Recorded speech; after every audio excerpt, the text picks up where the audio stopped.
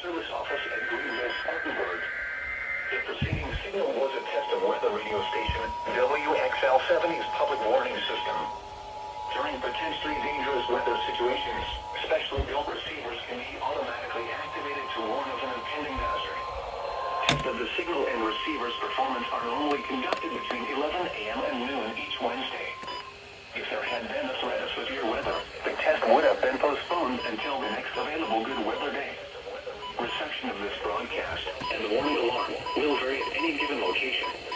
This variability, normally more noticeable at greater distances from the transmitter, can occur even though you are using a good quality receiver in good working order. The warning alarm will be activated for hazardous watches and warnings. For station WXL70, broadcasting near Charlotte on a frequency of 162.475 MHz, the warning alarm will be activated for the following counties in North Carolina: